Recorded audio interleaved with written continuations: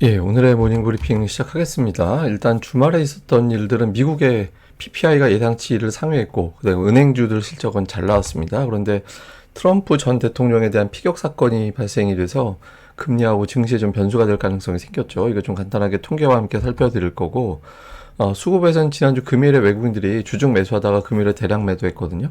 그래서 지금 주말 사이에 있었던 변수에 대해서 외국인들이 어떤 태도를 취하는지 오늘 좀 집중적으로 봐야 될 것 같고, 종목으로는 지난주에 전차가 좀 주춤하고 밸류업, 낙폭주 이런 종목군들이 움직이면서 국내외 증시에서 소외주들이 반격을 하는 그런 모습이 나왔거든요. 근데 주말에 미증시에서는 일부 메가캡 종목들은 또 반등을 해서 지난 주말하고는 달라질 가능성이 있습니다. 그래서 이런 부분들 어떻게 전개되는지 살펴보도록 하겠습니다. 우선 주말에 미증시는 뭐 3대 지수도 올랐고 러셀 2000 지수도 1% 이상 올랐거든요.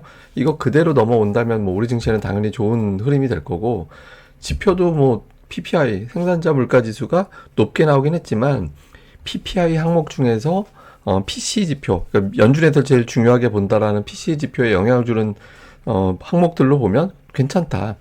뭐 디스인플레이션이 진행되고 있다. 여기에 큰 변화는 없는 것 같다. 이렇게 해석이 돼서 생산자 물가 지수 자체는 그렇게 크게 악재로 작용하거나 그러지는 않았습니다. 그래서 이제 금리는 뭐 빠졌고요, 오히려. 뭐 미국 금리 인하 이제 대세가 되면서 금리가 내려가는 그런 모습을 보였기 때문에, 이 재료만 놓고 본다라면 우리 증시에는 지난주에 빠진 게 좀 너무했구나. 이렇게 되면서 이제 반등이 나올 수 있는 이제 그런 상황이었죠. 그런데 갑자기 이제 트럼프 변수가 등장을 했잖아요. 이제 총격을 받았고, 그런데 이제 살짝 이제 총알이 스치면서 목숨에 큰 지장이 없는, 그리고 이제 부상도 뭐 치명적인 부상을 당한 건 아니었잖아요. 근데 이게 이제 결과적으로는 미국 대선에 결정적인 어떤 계기가 될 것 같다, 이런 주장들이 나오고 있죠. 왜냐하면 이제 지지자들이 뭐 감정적으로나 모든 면에서 이제 결집을 하게 되는 그런 계기가 됐고, 실제로 트럼프가 패시스트된 다음에 대선 승리 쪽을 이제 트럼프가 될 것이다라는 베팅이 크게 올라가면서 현실적으로 지금의 어떤 바이든 대통령은 어려울 것 같다, 이런 이제 전망들이 마구 쏟아져 나왔죠.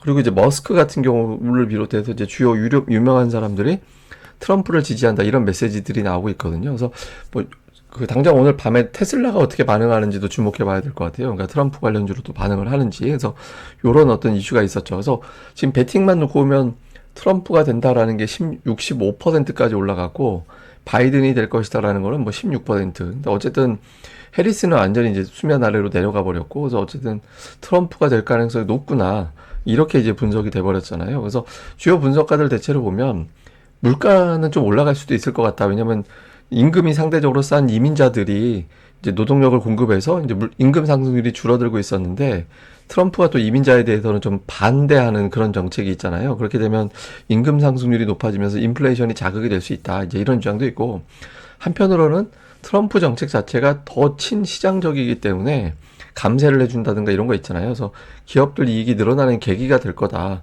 이런 주장도 있죠. 그리고 또 다른 쪽에서는 그런 얘기도 있습니다. 그러니까 차라리 대선 결과가 뻔해졌다, 뻔해져서 불확실성이 축소된 측면도 있는 것 같다, 이런 주장도 일부에서는 있습니다. 그리고 저 빌 에크먼이나 머스크 같은 사람이 트럼프를 이제 공개 지지했죠. 근데 이제 우리 관심은 주식시장, 채권시장이 어떻게 됐냐라는 거잖아요. 근데 이렇게 되면서 잠깐 변수가 생겨서 미국 국채는 안전자산이다, 그래서 금리가 내려갈 거다, 이런 주장이 있고, 반면에 트럼프가 돈을 많이 풀 거기 때문에 트럼프 때문에 인플레이션이 유발이 돼서 올라갈 거다, 이런 주장들이 겹치고 있거든요. 그래서 제가 보기에는 뭐 단기로는 이제 금리가 좀 올라갈 가능성이 있긴 하고, 실제로 지난번에 TV 토론 이후에 국채 금리가 올라가는 현상이 있었잖아요. 그런데 이게 또 정치적으로나 이제 굉장히 큰 이슈가 있었기 때문에 안전자산으로서의 또 가치도 있다라고 봐야 되거든요. 그래서 금리가 좀 출렁거리면서 불안정하게 하긴 하겠지만 엄청나게 치솟아 올라갈 것 같지는 않다, 추세적으로 이제 그렇게 보는 시각이 우세한 것 같습니다. 그리고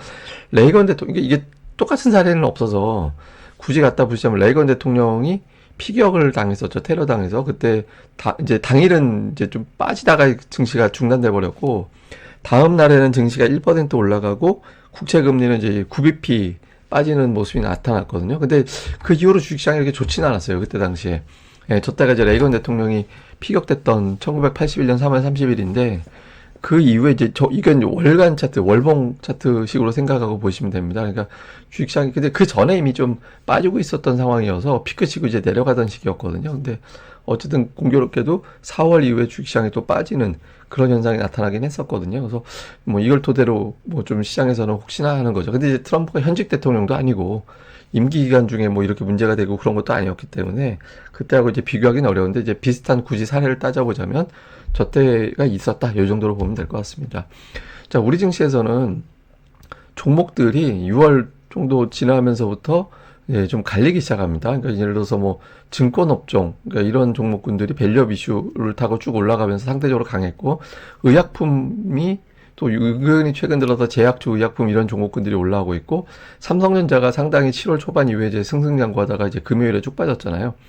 예, 그리고 이제 자동차가 7월 들어서 미국에서는 자동차주가 잘 가는데 국내에서는 이제 자동차주가 조금 현금 인출기 역할을 하는 그런 상황이 생겼고, 화학 업종이 너무 여러 개가 있어서 화학 내에서도 좀 갈리는데 최근에 석유화학 종목들 같은 경우 좀 움직이는 경향이 있었죠. 근데 어쨌든 밸류업, 그다음에 의약품 이런 종목군들이 최근 들어서는 추세가 상대적으로 강하다. 그리고 이제 삼성전자가 좋다가 꺾였다. 이런 구도였는데, 그러니까 이런 구도에 어떤 변화가 좀 생기는지. 왜냐하면 이제 금리 하락기다라는 거는 어쨌든 주식시장에는 상당히 좋은 재료가 될 수 있는 사안이거든요. 그래서 뭐 트럼프라는 변수가 생기긴 했지만 궁극적으로는 이제 금리니까 여기에 대해서 이제 어떤 형태로 반응이 하는지 볼 필요가 있고, 또 하나는 이제 외국인들인데, 외국인 투자자들이 이제 지난 주말에 매도를 좀 세게 했죠. 그래서 뭐 추가적으로 매도가 나올 가능성이 있는데, 근데 외국인들이 예를 들어서 미국에서 로테이션 때문에, 그러니까 뭐 기존에 메가캡 대형주들 사다가 러셀 2000에 들어가 있는 중성주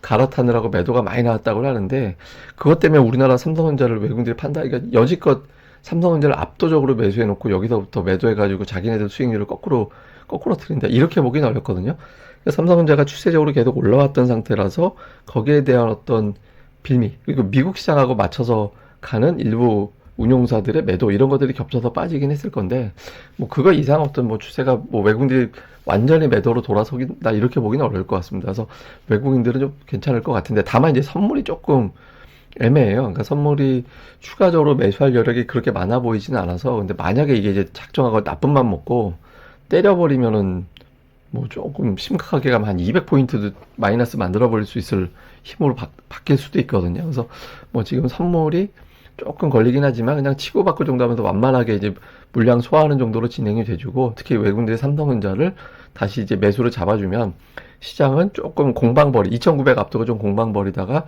다시 상승 시도하는 그런 흐름이 나오게 될 것이다. 근데 이제 그게 아니라 뭐 하나 꼬투리 잡아서, 예를 들어서 경기 침체, 뭐 트럼프발, 불확실성 이런 거 꼬투리 잡아서 선물을 매도를 치고 이번 주 내내 매도 치면 뭐 낙폭이 굉장히 커지는 거죠. 그래서 오늘 외국인들의 선물 동향도 한번 중점적으로 살펴봐야 될 것 같습니다.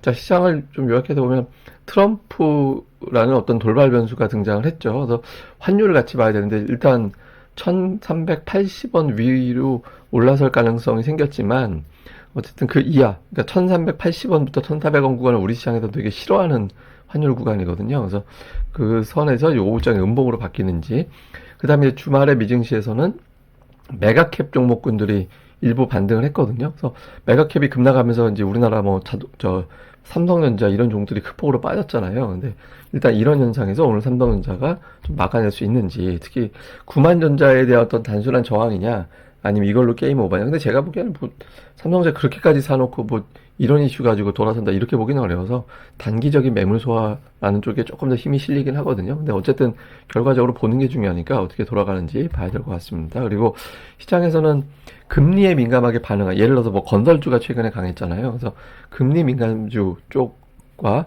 낙폭과대주들, 그러니까 최근에 뭐 2차전지 코스피에서 LG에너지 솔루션이라든가 뭐 이런 종목군들이 움직이면서 좀 밸류 부담이 되지만 이런 것들은 쳐줘, 그렇게 해서 이제 성장을 인정해 줄 거야, 이런 종목군들이 한동안 좀 강세를 보였었죠. 근데 이제 기존의 주도주들, 자동차주가 한동안 강했다가 쉬고 있고, 다음에 삼성전자가 지난주에 밀려버렸고, 그래서 이 두 가지 중에서 이제 어느 쪽을 택할 거냐. 그래서 미국도 저는 중성주 장으로 완전히 돌아섰다라고 보지는 않거든요. 한 사이클 정도 이제 교체를 하는 거지, 그 자체가 완전히, 그러니까 실적이라든가 뭐 재무 상태라든가 이런 걸 감안해 볼 때 기존 주도주 쪽 가격 부담 덜어주면 다시 또 매수가 들어갈 가능성이 생기거든요. 그래서 좀 그래 보이긴 합니다만, 어쨌든 우리 증시에서는 어떤 쪽으로 자금이 바뀌게 되는지 오늘 장에서 집중적으로 봐야 될 것 같습니다.